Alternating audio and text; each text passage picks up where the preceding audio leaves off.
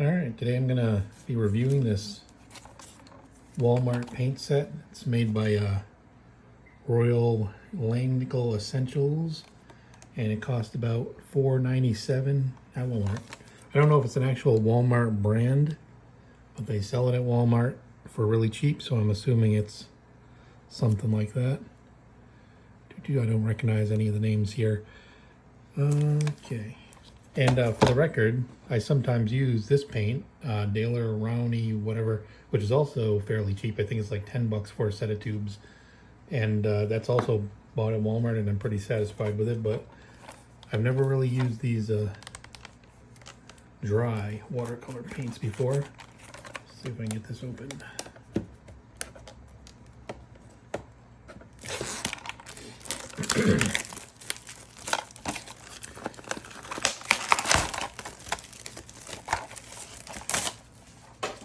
I kind of bought these originally because I have this empty space on my counter, and I just thought it'd look kind of cool to have that up there instead of just a messy wood desk. All right. Should I use this paintbrush? Let's try it just for the heck of it.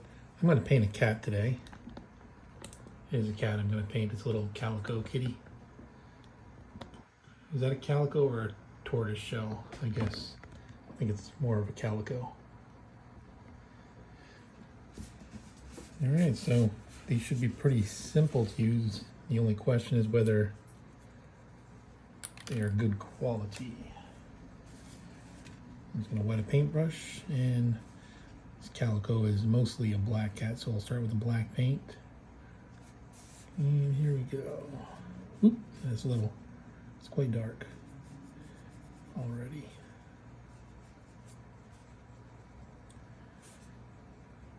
This paintbrush isn't horrible. Does the job.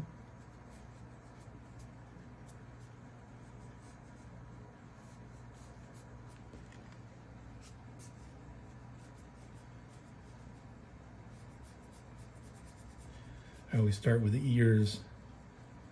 I almost always start with the ears on every cat I paint. I don't know why, it's just seems like a good starting spot.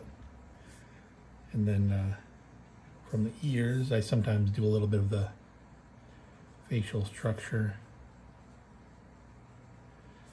and then immediately paint the eyes. The eyes, depending on the angle of the face, but for most cats, the eye is going to start over here and end where the ear ends, so it kind of lines up like that. But then the other eye, I should have made that, I was paying too much attention to the ear, should have made that eye a little bigger. All right, but the other eye is going to be on this side, and it won't be lined up with the ear. Don't know why that is, but that's just how most cat pictures come out. Then I always draw this little line down here, and an outline of the nose, which is going to be both pink and black. Draw a little line right here, and one side is going to be black. And let's see, do they really have the color? Yeah, this is a good color. The other side is going to be this kind of brownish orange. Classic calico coloring. That actually works pretty well for a calico cat. And I want to paint the orange brown bits first, because it's easy to cover up with black if I mess up, since most of the rest of the cat is black. But if I paint the black first, it's not so easy to cover up with the brown orange, since black is so much darker of a color. And with calicos, you always get these little calicos are one of the most complicated cats to paint, just because there's all these little tiny flecks of color in random spots, and if you're trying to make it accurate, it's very easy to miss some of those flecks or put him in the wrong spot.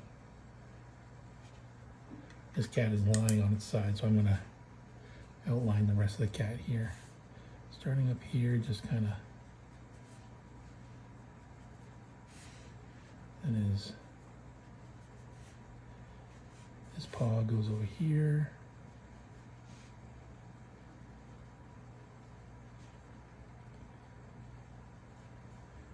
Yes, it's facing down.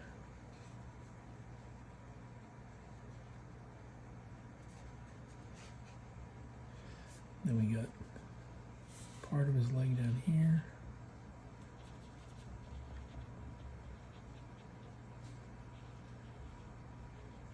You don't have to get it super dark on the first run either.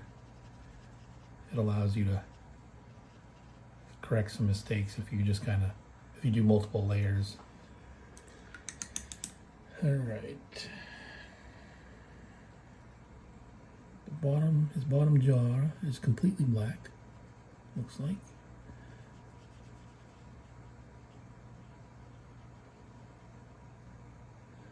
And the other side of his, what do you call this, little cheek pouch sort of thing? I'm not even sure.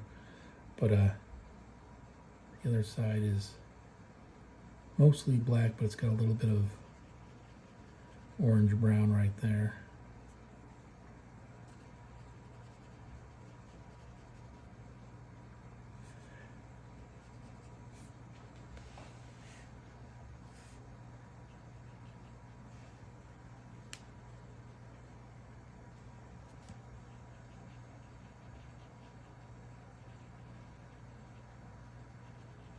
This paint is painting a lot darker than I thought it would. Compared to the usual paint that I use, I guess I probably just water down my usual paint too much.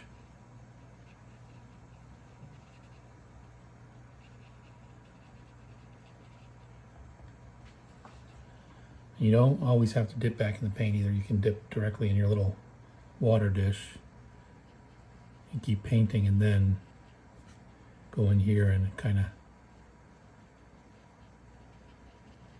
fills out on its own.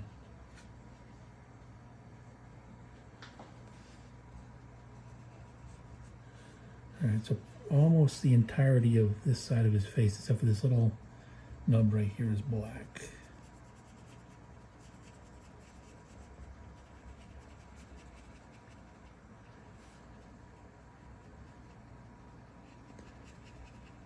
Another reason you don't want to start off being completely as dark as possible is because making it light like this allows for you to do shading later on. So you can add like a little bit right here. Just makes the cat look a little bit more realistic, in my opinion.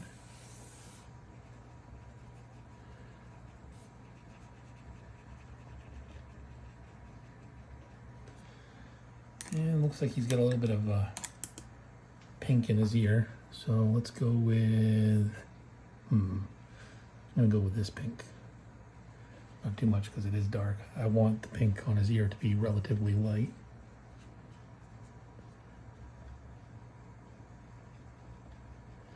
It's actually pretty dark, but easily fixable with a dab of a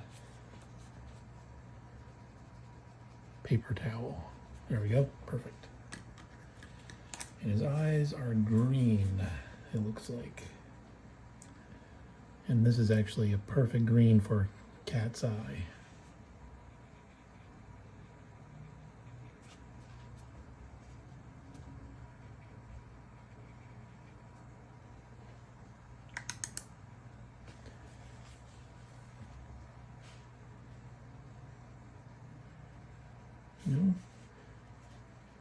He's also got these little whisker dots on this side. On the black side, they're black, but you can't really make them out that well because black on black, you know how it is. There we go. Of course, if I stick with a lighter shade of black, they show up better in the painting than they do in the picture, which is nice. Anytime you can add some detail, it's nice. All right, so I want a little more black right here, but not too dark.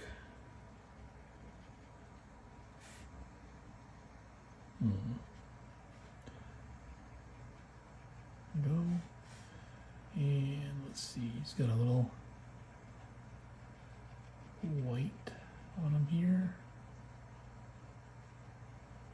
And actually, we're gonna wipe a little of that away with our finger.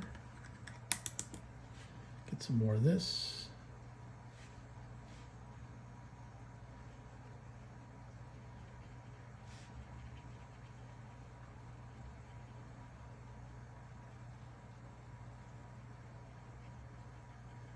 That looks about right.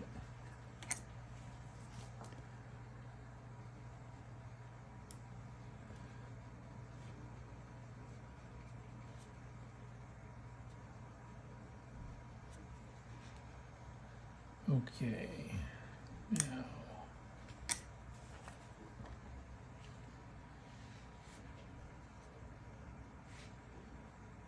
it's got a nice fat leg back here. Oops, I almost used my other paint by accident. Should probably move these aside so I don't accidentally use them. Alright, and his other leg also, it's about half orange brown and the other half is white. And I'm going to use a little bit of very light amount of black to paint out the rest of his leg, which is mostly white.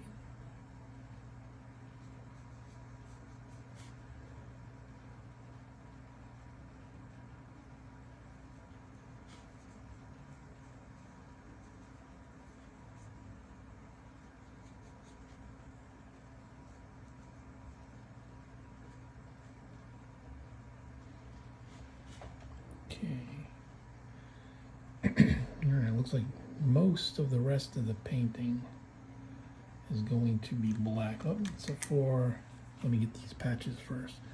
Got a little patch right up here of orange brown, maybe a few specklings in here and up here, and then a little triangle of it right there. I think that's it for the orange. Oh, and let me see, it looks like almost the entirety of his nose is black except for this one tiny dot of pink. Put that right there and I'll fill out the rest of the black once that dries. Alright, the rest of this paint is going to be pretty easy, I think.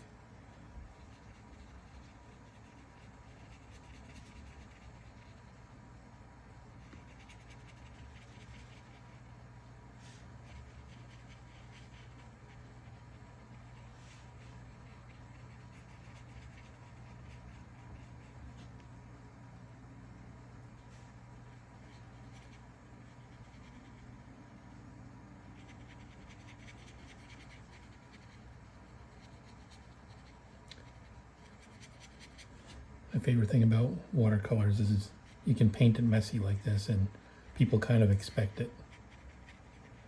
There's a lot of margin for error.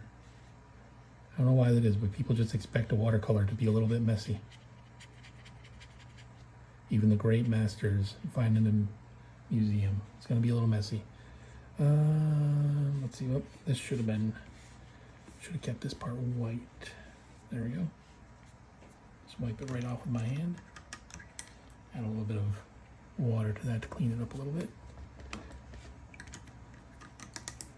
There we go. That looks good. You want some of the white parts of the cat to have a little bit of gray in it anyways for shadowing. So, let's see here. Along the leg here. Actually, closer to the ground, it's a little bit grayer.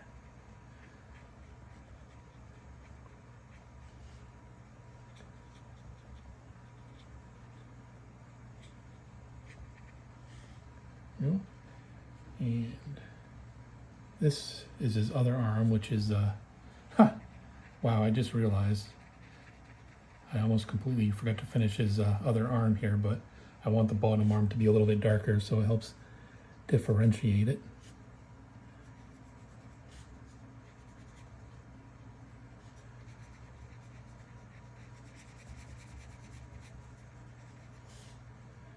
And there we go. His paw goes kind of like that.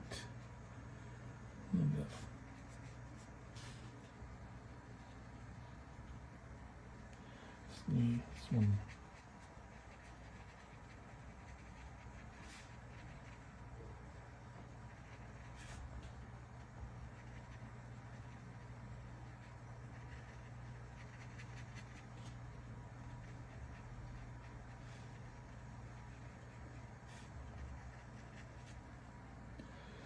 And now that's pretty much all the color where I want it to be on the fur anyways. So I can just go over it again to make it look a little nicer and make it a little darker in the spots where I want it a little darker. I'm going to add a little more darkness up here. He's also got some, or she I should say, calicos are almost always 99.999% of the time a female, but she's got some little black hairs going through her ears like so, and a few more over here. Oops.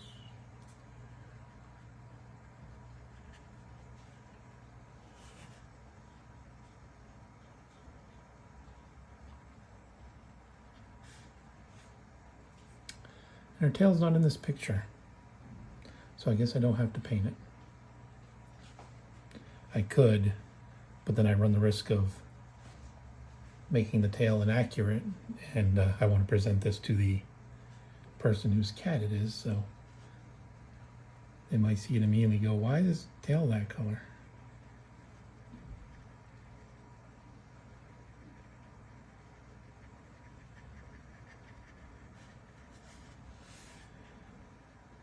All right, for a very quick painting, I think this is coming out not too bad. Make the pupils of his eye, her eye. I want those as dark as possible. You know, and let me see here. Weed out the rest of her nose. There we go. And just a very light amount of gray down here for shadowing.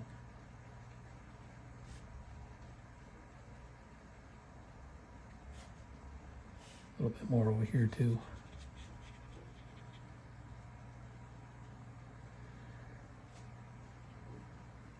And a little bit more darkness up here.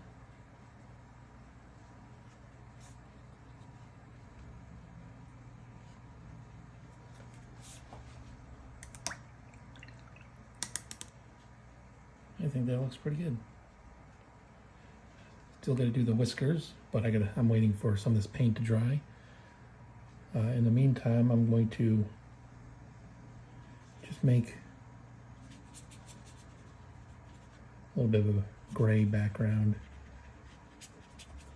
You don't have to do this, but it'll help bring out his whiskers more once I paint them.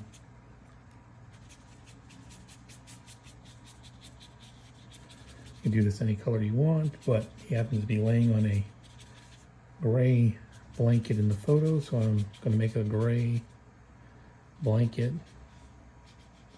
in the painting.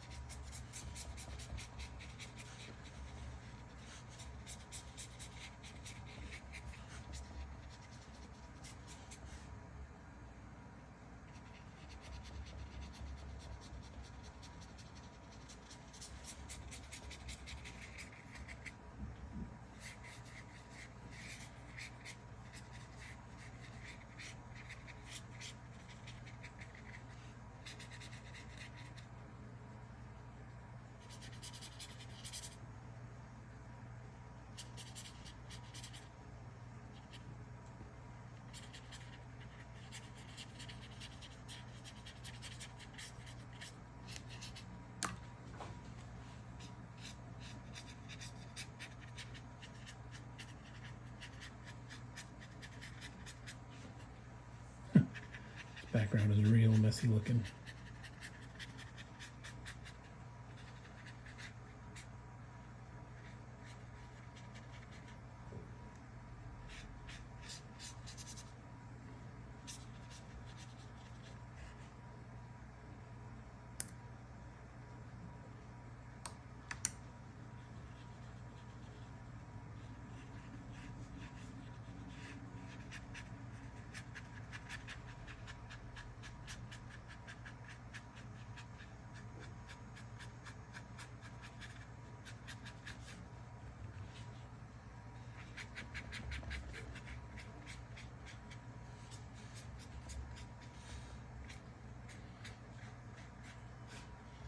All right, good enough for this test.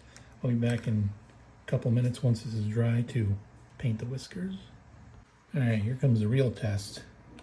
I always have an issue with white watercolors because they just never come out white enough. So let's see how this does. I'm gonna really kind of try to goop up a lot of this.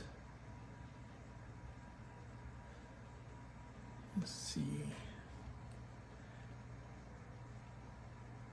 See how gray that is? It's not super white at all. But with enough layers, you know, once this dries, with enough layers, it might turn out okay. It's not the worst white watercolor paint I've ever dealt with. Let's see here. In fact, I usually, instead of using watercolor paint, I'll end up using acrylic just for the whiskers. Yeah, and once that dries, it's gonna practically turn invisible. But I don't blame this particular paint because it happens with every watercolor paint I've ever used. I also like to give little white dots in the eyes, which looks nice and white right now, but once that dries, it's gonna kind of gray out until you finally add enough layers that it sort of looks white. This actually isn't that bad compared to some other paints I've used. And let's see.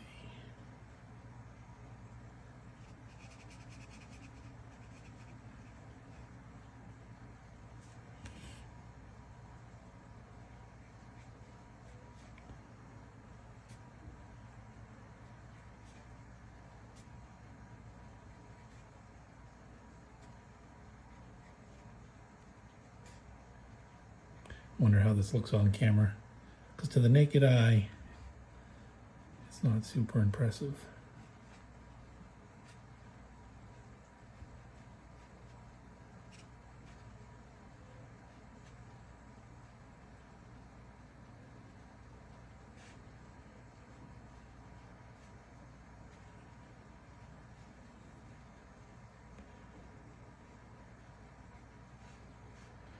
All right, let me let that dry again for a few moments. Okay, it's dry again, and as you can see, most of the white paint is turned pretty gray. So we're gonna add another coat. I'm just trying to make this as thick as I can. The thicker I make it, the less coats I need, but eventually we'll get the job done.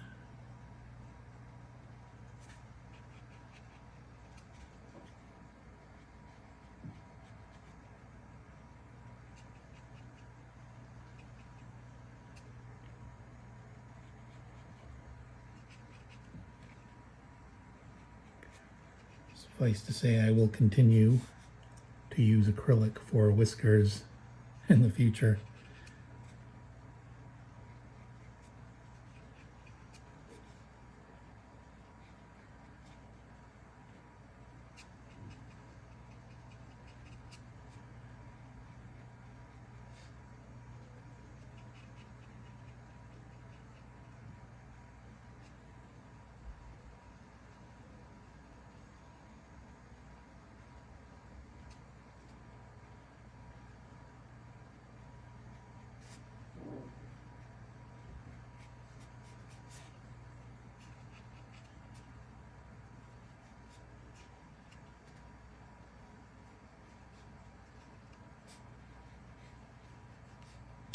I can't imagine too many people are going to be sticking around to watch me repaint the same whiskers 10 times, so I'm going to call this video about done. Obviously I can continue to add little details, like there's always like a little bit darker, a little bit darker line in here, add a little bit more detail. There's some little black specks in here and over here, and we can add more shading over here now that it's dry. But as far as a review of this paint, I'm going to say it's actually quite good. For the price, $4.99, and obviously I painted this cat pretty quickly, but it's not bad. I would recommend it, especially for someone who's just starting out. You don't have to worry about dealing with these tubes and mixing and all that. You got so many colors here. Let's see, we got 9 by 4, so got a good amount of colors here. Yeah, I'm going to call this one finished for now. I'll fill in the whiskers later, but I'm going to call this finished. I'm going to give it a signature. I hope this video was at least a little bit informative. And I actually might make a few more paintings with this because it's not really any better or worse than what I already use. Thanks for watching.